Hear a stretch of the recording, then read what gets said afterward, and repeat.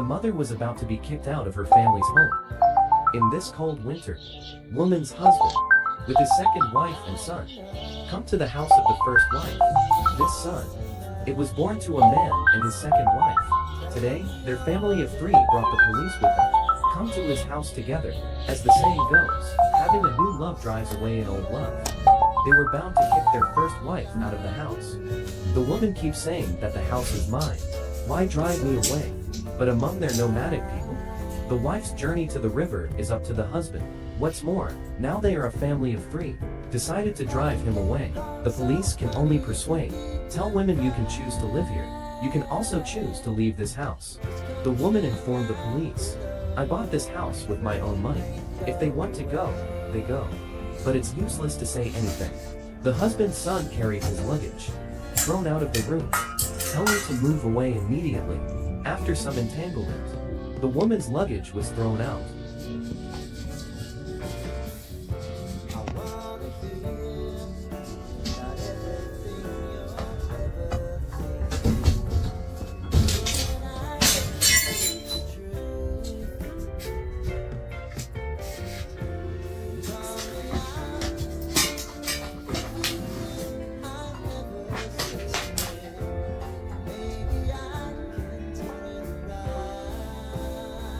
The police made the 3 of them sign the paper. From now on, these houses are theirs. The woman sat on the ground and kept crying. The policeman comforted the woman for a while. Then he turned around and left. The sad woman had to pack her bag slowly, go back inside and pack your daily necessities. Getting ready to leave the house, that made him sad. He said to his husband, who was sitting on the ground, don't forget this day. Before leaving, the husband's son walked up to the photographer, kicked the photographer. Let him go with you. So the woman carries her luggage and walks all the way. I don't know how long. He is also tired of walking. He put down his luggage and sat on the snow to rest for a while. And he was crying, talking about where should I go. Saying that, I remembered. But the body is already very weak. I don't even have the strength to get up. I finally got up and continued to move forward. He stumbled along the way. Fall down and keep getting up and walking forward. In this dry and cold weather, it's so hard to walk. He came to a hillside. The cold wind is blowing. He chose to settle down temporarily under a big tree. Because he's so cold, he drank the blanket he had brought from home. Cold and hungry, he began to cry again. Sadness is temporary. Life goes on. He started picking up dry branches from the ground, ready to live on these branches. Or you'll freeze to death here. The kind photographer gave him a box of matches. That's it. That's the temperature of the fire. He is warmer. He covered himself tightly with a blanket. Lie on the ground and feel the temperature of the fire. So he slept warmly by the fire. After waking up, he simply cleaned up. He told the photographer not to go high. Right here. Dig a cave before the storm hits. That's all. He took up his spade and hoe and began to move. But soon, he was too hungry.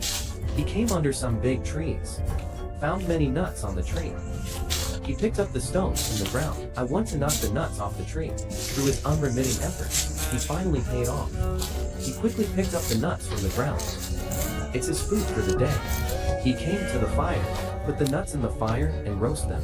After a while, I finally had my first meal of the day. Roasted nuts are delicious.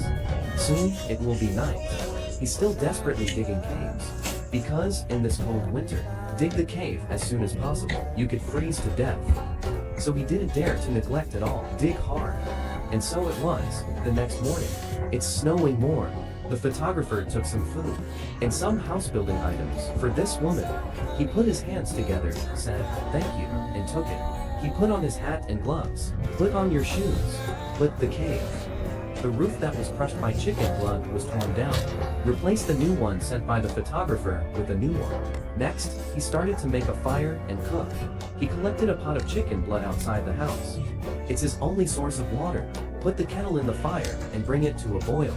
Immediately after, he took some nuts from the fire and ate them. Then he took out the potatoes that the photographer had given him. He put it in the fire and start baking. Waiting time. He didn't forget to enlarge his house a bit. He was trucking sand out of the house. Been busy for a while. Finally packed up. And the potatoes are baked. He flushed his hands with water. I poured a pot of tea and drank it. Then I took the potatoes out of the fire and started peeling them. However, time may not be enough. Potatoes are still raw. He laboriously broke the potato in half. So busy all day. Finally ate. If you were this woman, what do you do?